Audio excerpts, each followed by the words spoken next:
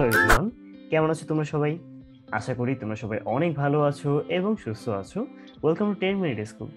আজকের ক্লাসে আমরা অ্যাকাউন্টিং ফার্স্ট পেপারের প্রথম অধ্যায় হিসাব বিজ্ঞানের ধারণা এই চ্যাপ্টার থেকে গুরুত্বপূর্ণ দুটো টপিক নিয়ে আলোচনা করব। প্রথমটি হচ্ছে হিসাবের শ্রেণীবিভাগ এবং দ্বিতীয়টি হচ্ছে হিসাবের শ্রেণীবিভাগের ভিত্তি।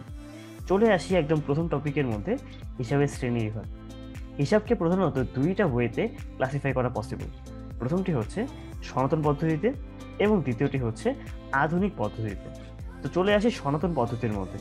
আমরা জানি 1494 সালে লুকা প্যাসিওলি একটা বই লিখেছিলেন, যে বইয়ের নাম হচ্ছে সুম্মা দি অ্যারিথমেটিকা জিওমেট্রিয়া প্রপোর্শনিয়েট প্রপোর্শনালিটা। ওই বইয়ের মধ্যে কিন্তু তিনি প্রথমবার আলোচনা করেছিলেন দুই তরফা দাখিলা পদ্ধতি অনুযায়ী। তো ওই সময় দেখা গিয়েছিল হিসাবকে মেনলি তিনটা ভাগে ভাগ করা হয়েছিল, যেটাকে বলা হচ্ছে সনাতন পদ্ধতি। সনাতন পদ্ধতিতে আমরা হিসাবকে মেনলি তিনটা ভাগে ভাগ করতে পারি।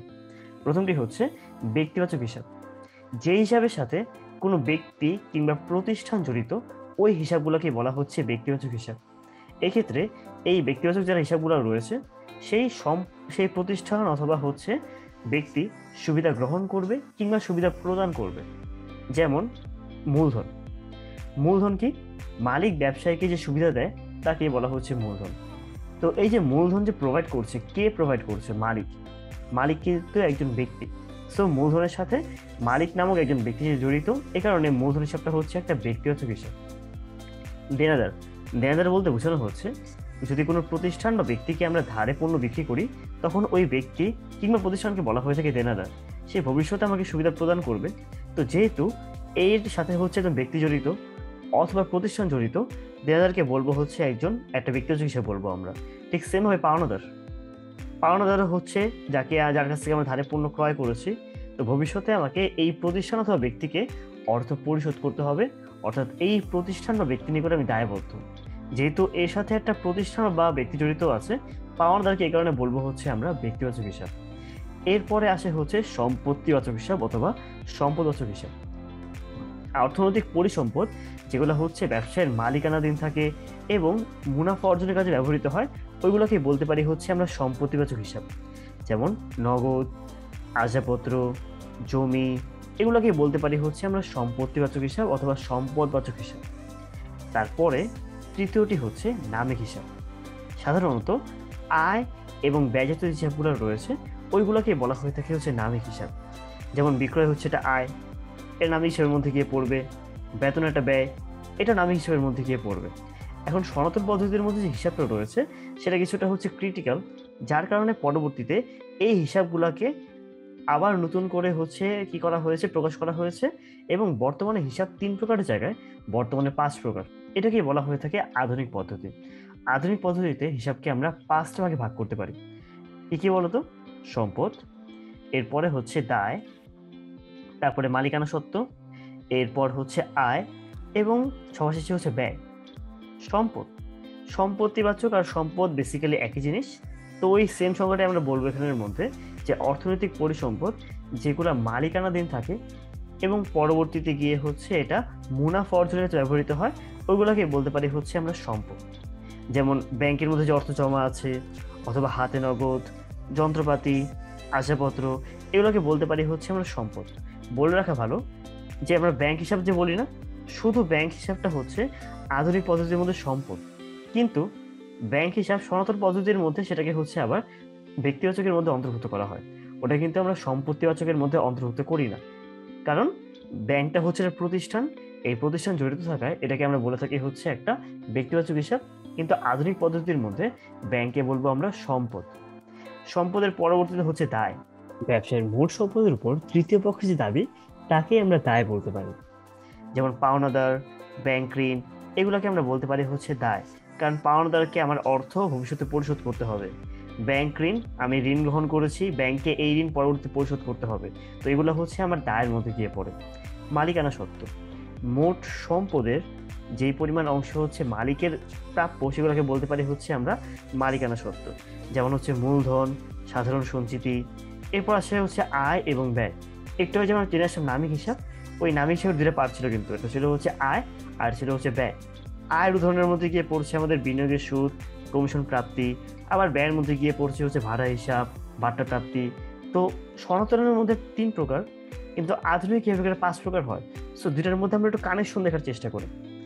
যেটা ছিল হচ্ছে আগেরবার আমাদের সম্পত্তিবাচক, ওইটাই এখানের মধ্যে গিয়ে হয়ে গিয়েছে সম্পদ।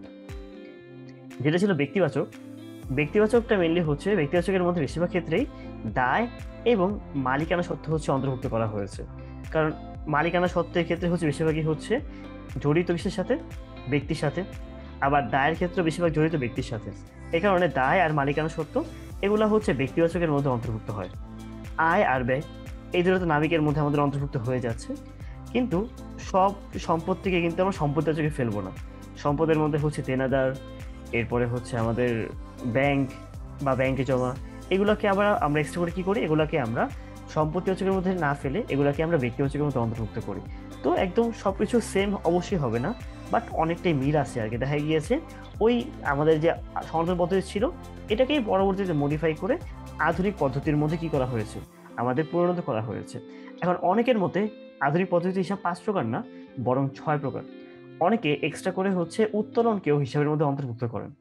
উত্তোলন, অনেকে মনে করেন উত্তোলনকে আলাদা দেখানো উচিত, আবার অনেকে মনে করেন উত্তোলনকে মালিকানা সত্ত্বের মধ্যে অন্তর্ভুক্ত করা উচিত। ব্যাপারটা হচ্ছে যখন কিনা হচ্ছে উত্তোলন করা হচ্ছে, উত্তোলন মালিকানা সত্ত্বকে হচ্ছে কমিয়ে দিচ্ছে। তো আমরা যদি শুধু মালিকানা সত্ত্ব জানি, উত্তোলন কিন্তু এটার মধ্যে প্রকাশ করা পসিবল হয়। যেহেতু উত্তোলন মালিকানা সত্ত্ব কমিয়ে দিচ্ছে, মালিকানা সত্ত্ব বাড়লে হয় হচ্ছে ক্রেডিট, মালিকানা সত্ত্ব কমলে হয় ডেবিট। উত্তোলন মালিকানা সত্ত্ব কমিয়ে দেওয়ায় উত্তোলন হয়ে যাবে ডেবিট। কিন্তু অনেকে মনে করেন না, উত্তোলনকে মালিকানা সত্ত্বের মধ্যে অন্তর্ভুক্ত করা যাবে না, এটাকে আলাদা করে হচ্ছে আমাদের দেখানো লাগবে। তো ওই ক্ষেত্রে গিয়ে তারা মনে করেন উত্তোলন বাড়লে হবে ডেবিট আর উত্তোলন কমলে হবে ক্রেডিট। কিন্তু বেশিরভাগ ক্ষেত্রেই হচ্ছে, বেশিরভাগ ক্ষেত্রে মানুষ বলে থাকেন বা বেশিরভাগ হিসাব বিজ্ঞানীদের মতে আধুনিক পদ্ধতি হিসাব 6 প্রকার না, হিসাবকে 5 ভাগে ভাগ করা হচ্ছে। তো বেশিরভাগ বই যেহেতু 5 প্রকার দেওয়া, আমরা পরীক্ষা যদি কখনো আসে আধুনিক পদ্ধতি হিসাব কত প্রকার, আমরা 5 প্রকারই বলবো। এখন আরেকটা এখানে হচ্ছে ব্যাপার রয়েছে, আমরা কিন্তু অলরেডি জেনেছি হিসাব সমীকরণ সম্পর্কে। হিসাব সমীকরণের মধ্যে উপাদান ছিল 3টা, সম্পদ, দায়, মালিকানা সত্ত্ব। কিন্তু হিসাব হয়ে গিয়েছে আমাদের 5টা, সম্পদ, দায়, মালিকানা সত্ত্ব, আয়, ব্যয়। হিসাব সমীকরণ করার সময় আমরা আয় এবং ব্যয়কে মালিকানা সত্ত্বের মধ্যে অন্তর্ভুক্ত করেছিলাম, কিন্তু কেন হিসাব করার সময় আমরা আয় আর ব্যয়কে আমরা আলাদা করে দেখালাম? কোশ্চেন আসতেই পারে। ব্যাপারটা হচ্ছে যে আয় এবং ব্যয় প্রকৃতপক্ষে মালিকানা সত্ত্বের অন্তর্ভুক্ত না, এগুলো হচ্ছে মালিকানা সত্ত্বের বাইরের হিসাব। আয় থেকে যদি আমরা ব্যয় বাদ দিই তাহলে বের হয় হচ্ছে মুনাফা। যদি আয় বড় হয় তখন মুনাফা বের হবে, আর যদি ব্যয় বড় হয় তখন ক্ষতি বের হবে। তো আয় থেকে ব্যয় বাদ দিয়ে যে মুনাফা বা ক্ষতি বের হচ্ছে, ওইটা হচ্ছে মালিকানা সত্ত্বের উপাদানের মধ্যে গিয়ে পড়ে। দেখা যায় যখন কেউ তোমরা পরবর্তীতে কি বিশদ আয় বিবরণী করবা, তখন আমরা আয় থেকে ব্যয় বাদ দিই এবং এখান থেকে যে মুনাফা বা ক্ষতি আসে ওটাকে সমন্বয় করা হয় পরবর্তীতে হচ্ছে মালিকানা সত্ত্বের সাথে। তাই আয় আর ব্যয়ের সাথে সরাসরি মালিকানা সত্ত্ব সম্পৃক্ত না, এদের যে পার্থক্য ওইটাই মেনলি হচ্ছে মালিকানা সত্ত্বের সাথে যোগ বা বিয়োগ করতে হয়। এই কারণে মালিকানা সত্ত্বের মধ্যে মেনলি ইনক্লুডেড রয়েছে মূলধন এবং উত্তোলন, এবং আয় এবং ব্যয়কে হিসাবের মধ্যে আলাদা করে দেখানো হয়। কিন্তু হিসাব সমীকরণ যখন আমরা করছি তখন আমরা আয় এবং ব্যয়কে মালিকানা সত্ত্বের মধ্যে হচ্ছে দেখিয়ে দিব। এটাই ছিল হচ্ছে আমাদের হিসাবের শ্রেণীবিভাগ। এরপরে আমরা কথা বলবো হিসাবের শ্রেণীবিভাগের ভিত্তি সম্পর্কে, যে আমরা যেহেতু শ্রেণীবিভাগ করলাম, কিসের উপর ভিত্তি করে এই শ্রেণীবিভাগগুলো করা হচ্ছে। প্রথমটি হচ্ছে নামের ভিত্তিতে।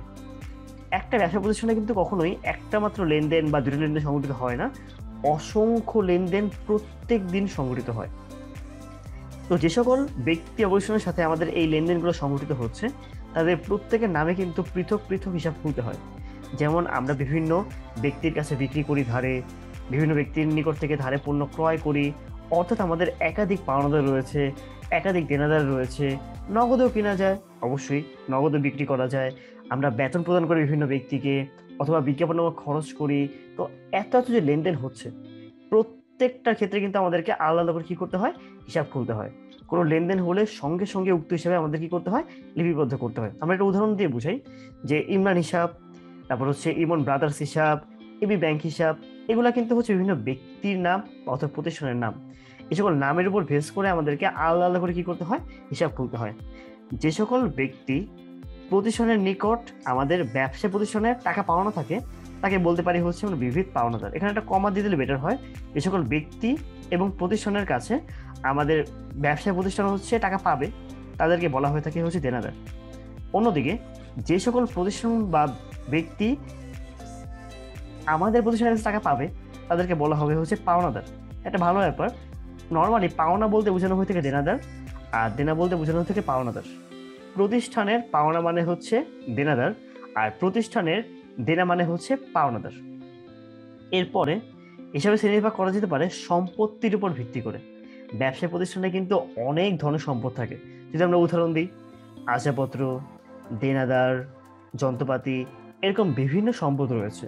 আমরা যদি সবগুলোকে জাস্ট সম্পদ হিসাবে নামে লিখতাম তাহলে হতো না, কিন্তু বিভিন্ন সম্পদ, যার কারণে আমাদের বিভিন্ন সম্পদকে ভিন্ন ভিন্ন নামে হচ্ছে আমাদের উল্লেখ করতে হয়।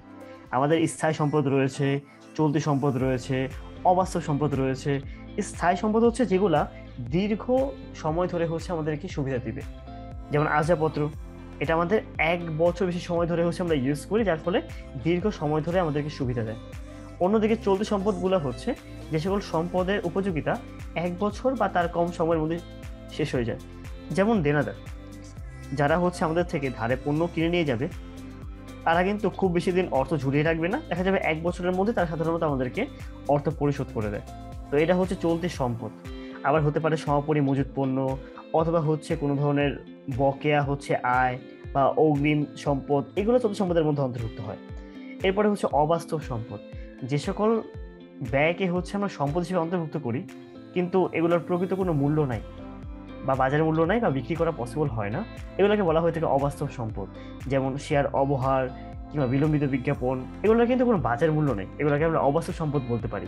এই যে সম্পদগুলো রয়েছে, এগুলো কিন্তু একটা নামে কখনো উল্লেখ করা যায় না, প্রত্যেকটার জন্য আলাদা আলাদা করে হচ্ছে আমাদের কি করতে হয়, হিসাব খুলতে হয়, এবং এর ফলে আমাদের হিসাবে শ্রেণীবিভাগ আরো বেড়ে যায়।